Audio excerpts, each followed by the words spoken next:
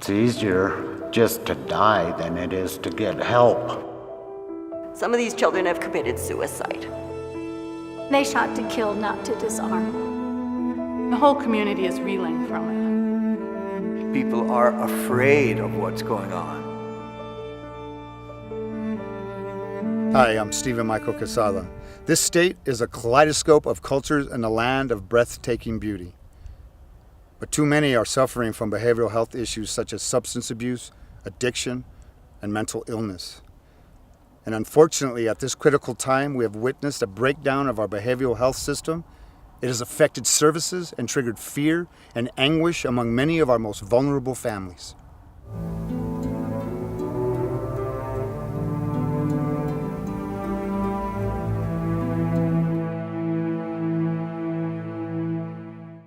We were given a letter basically indicating that we were all guilty of, at the very least, terrible overbilling, but probably some kind of fraud. I think we've put many of our good providers out of business. These are New Mexico businesses. When we brought in Arizona people. Keep in mind that they were brought in because supposedly an audit had projected $36 million in alleged fraudulent payments. So the state turned around and spent $24 million to bring in the Arizona firms. And then that doesn't include the $3 million that they'd spent to pay PCG for its questionable audit. All of that came out of the state's general budget. That's $27 million that we've spent to put New Mexico behavioral health providers out of business for fraud that hasn't even been proven. There was no time that the agencies were allowed to see what they were accused of, face their accusers, defend themselves, and, save their reputations. Caleb, when he was 14, 15 years old, started going through adolescent changes. Actually, he was going into the condition that he now has, which is, for the most part, schizophrenia. When he's 18 years old, he went over to a friend at his house to get an Atari game set he wanted to watch. And the grandfather, who was raising this child, by the way, the kid, didn't want Caleb to take the Atari set because his kid, wasn't there to agree or say yes. Caleb picked a knife up off the counter, his kitchen counter, and stabbed the gentleman multiple times. I couldn't believe what I'm hearing. It's just Caleb, but what I'm hearing, they hurt someone, they stabbed him. I didn't raise him that way. They couldn't try him. That's just how ill-behaved he was. So through the court order, they put him to Las Vegas mental hospital. He was in the hospital for almost 7 months. They brought him back to Valencia County, again for trial. Couldn't try him. They just couldn't try this lad. Our local authorities just took the lot, unlocked his cell, and put him on the street. Now keep in mind, he was incarcerated at 18.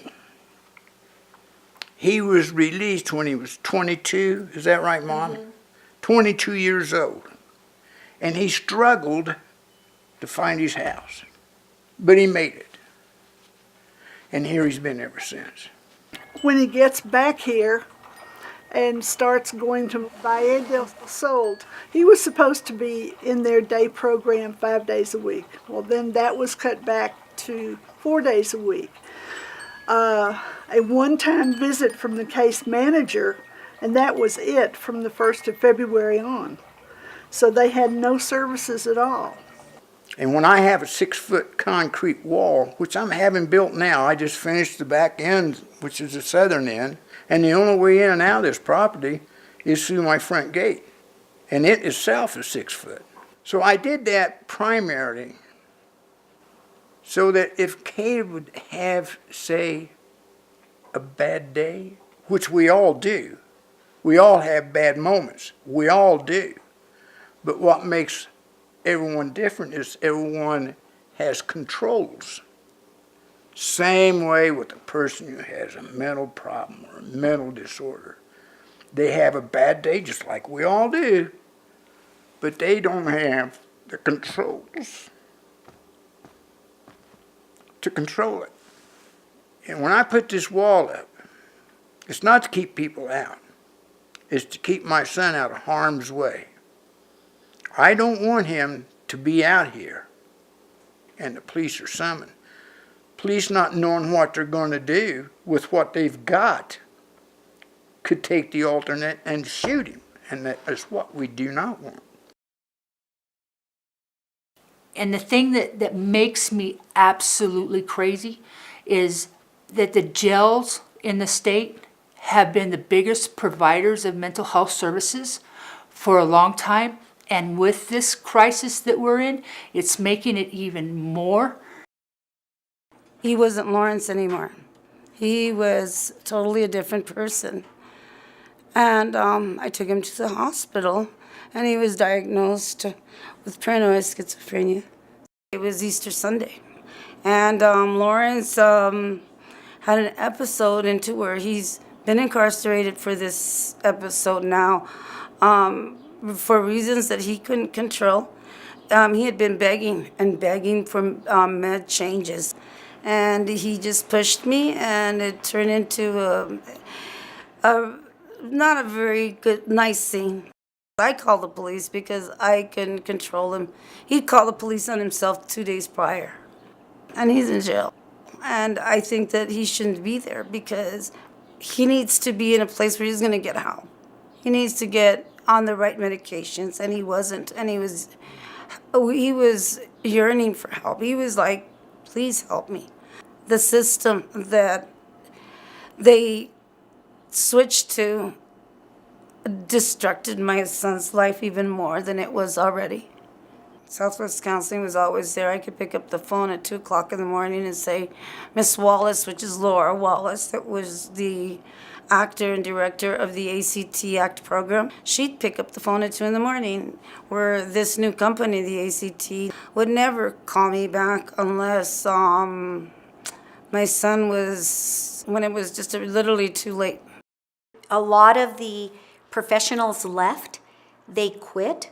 They're fearful of what New Mexico is doing with behavioral health. They're afraid of their licenses. They aren't being treated very well. I worked for Agave for one paycheck, and I got one paycheck and was so sick to the stomach that I decided I cannot earn another paycheck from this firm. I found it morally objectionable, morally questionable, and I had to stop. What happens with individuals with mental illness is they will become silent and they'll disengage from the treatment that they've already been undergoing. People are moving away from services. And, I have gone away from seeing my psychiatrist to only seeing my general practitioner. I no longer see a therapist. You cannot have a massive disruption in care of this magnitude and not expect to see what is occurring now. People have disengaged. And once you disengage, it takes years to bring you back in to appropriate care and trust issues. It's easier for me just to die than it is to get help. I had a therapist, and I had to stop seeing that therapist. It was not really all that pleasant. We've got a Indian hospital here in Albuquerque, but they're cutting funds and all that stuff, and a lot of natives just sort of ignore it because they'll just deal with the pain themselves, and it's not easy. One day, I showed up to my counselor's office and found out that she's no longer there. And I got devastated over it because I was going through so much. And I've had to learn to adjust And now they're punishing me yet again because of the crap that I didn't want is now, okay, you're stable, so we're going to just let you go. There's plenty of anecdotal evidence that points again and again to shootings and to suicides and to things that have been elevated since this takeover occurred. We don't need any more Mr. Boyds being killed. I think that was a tragedy and a travesty. Why the CIT people weren't called in to try and deal with Mr. Boyd. Our police have good training. Did the police do the shooting? Yes, but what put him up on that hill? What disrupted his services to the point that he had no place to go and that he was up on the hill? You know, there's a lot of people that say, you're normal. You're homeless, that's your own damn fault, you know, but a lot of people out here do have mental issues. I sleep outside sometimes, and I do move around a lot because if you got a camp, you don't want people to really know about it, you know. When the behavioral health providers were shut down in Rio Arriba County, there was a tremendous amount of disruption. Early in the morning of June 8th, Sunday morning, I got a text from Victor. He was spending the night at a friend's in Espanola, saying, "Please bring me clothes for the party." I texted him back saying, "We'll be there soon, we're running a little bit late." And then Mary pulled up to a crime scene. And the state policeman came over and said, "Who was your son?" And I said, "Victor Villalpando." And they said, "Yes, he was involved in the incident. He's at Espanola Hospital." They let me in, and then I saw my son, and he had a bullet wound right here. Good. Then somebody said, "You can hold his hand." So I held his hand, and his eyes were rolled back, and they were putting blood in as fast as they could, but it barely looked like he was breathing. And I don't know how long later they came and said, "We're sorry, we couldn't save him. The bullet obliterated his liver." And he bled out. And he bled out. We were told that, and we're able to hear part of the tape, that he made a 911 phone call on himself saying, "There's a kid acting crazy. He almost got hit by a car. Please come help." And saying that he had a gun, but he didn't know if it was a toy or not. And my understanding, and I've seen pictures, is that he had a toy gun. We have not seen any tape to see whether he pulled a gun or not. But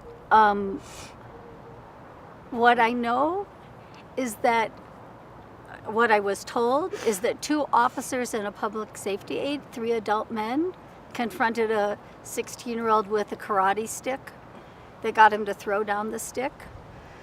They were frisking him, and then supposedly he either gestured or pulled a gun, we don't know, and they shot him. And they shot to kill, not to disarm, and he died. And that's a mental health problem. And our son was a struggling 16-year-old. He was born addicted to drugs through no fault of his own because his mother was using substances. And the very first thing that he did in life was kick that habit. And he overcame a lot of challenges. He was adopted, he overcame many challenges, and he was an incredibly talented boy and a leader in our community. There wasn't any reason to die. None of it makes sense to me, and it never will. It's easy when someone with such a huge heart wants to give so much to other people. It's easy then to forget about your own self. One of the projects we were working on were training police and and security guards in the schools as to how you effectively deal with youth, especially youth in crisis. As soon as the announcement came and these providers were shut down, all of that came to a screeching halt because we had a number of committees that were working on it. Well, nobody was at the table anymore. All of the providers were let go, all of the individuals who were helping me with that project. So we just stopped doing it. There is a serious misunderstanding of what mental illness really is by the leadership. And that is very, very scary and irresponsible. I think that trauma is at the root of much behavioral health illness. And so to bring in a whole new system and force people into a whole new way of doing things just forced more trauma upon people. As far as I'm concerned, it was politically motivated. It couldn't have been something that was done for the people of New Mexico, because the people of New Mexico were taken out of the equation and some people from Arizona were brought into it. A lot of people in northern New Mexico voted for the governor when she ran because she was a Hispanic woman who seemed to care about their concerns, their needs, their problems. They're the ones who now are going without services. They're the ones whose kids can't get in to see a doctor, can't get in to see the counselor that was working with them. They're the ones whose relatives are going without the alcohol or drug treatment that's so badly needed. We're not looking at this as it wasn't just a loss of a job, it was a loss of a community. We lost cherished and valued members. Some of these children have committed suicide.